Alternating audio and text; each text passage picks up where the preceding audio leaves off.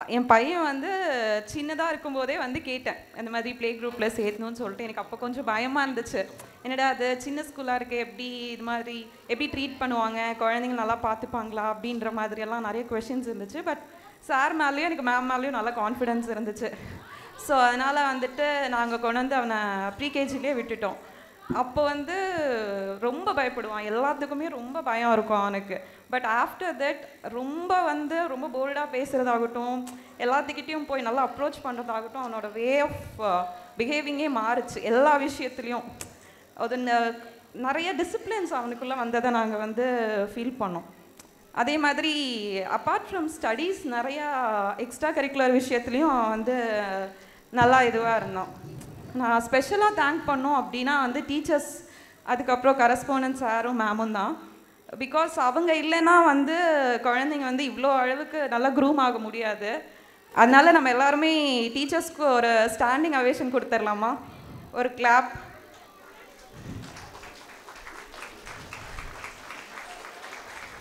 சத்தமாக.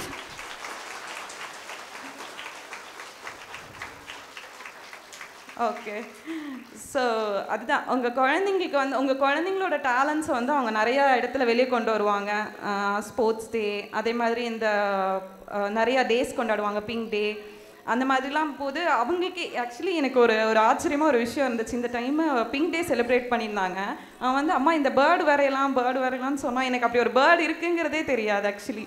ஸோ அந்த மாதிரி அவங்கக்கிட்ட இருந்து நம்ம நிறைய விஷயங்களை கற்றுக்கிட்டோம் இந்த ஸ்கூல் மூலமாக அப்படின்ற மாதிரி இருக்கும். நிறைய நமக்கே சின்ன வயசில் நம்ம அதெல்லாம் அந்த யூகேஜிலலாம் அந்த மாதிரி படிச்சிருப்போமா நமக்கே தெரியாது. ஸோ அந்த மாதிரி நிறைய விஷயங்கள் வந்து அவங்கக்கிட்ட இருந்து கற்றுக்கிட்ட மாதிரி இருந்துச்சு.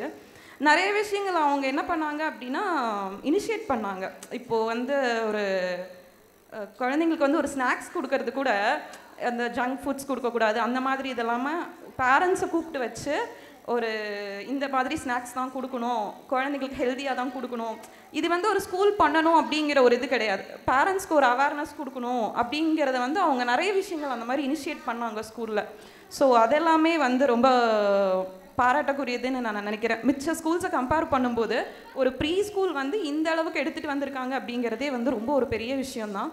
ஸோ அதனால் உங்கள் குழந்தைங்க எல்லாத்துக்கு பற்றியும் நம்ம பயம் உங்களுக்கு வேணவே வேணாம். நல்லா அவங்க கொண்டு வந்துடுவாங்க, சூப்பராக கொண்டு வந்துடுவாங்க. அதே மாதிரி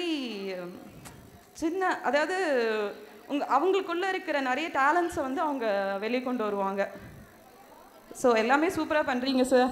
இன்னும் வந்து மேலும் நல்லா பண்ணணும், நல்லபடியாக ஸ்கூல் வரணும். தேங்க்யூ.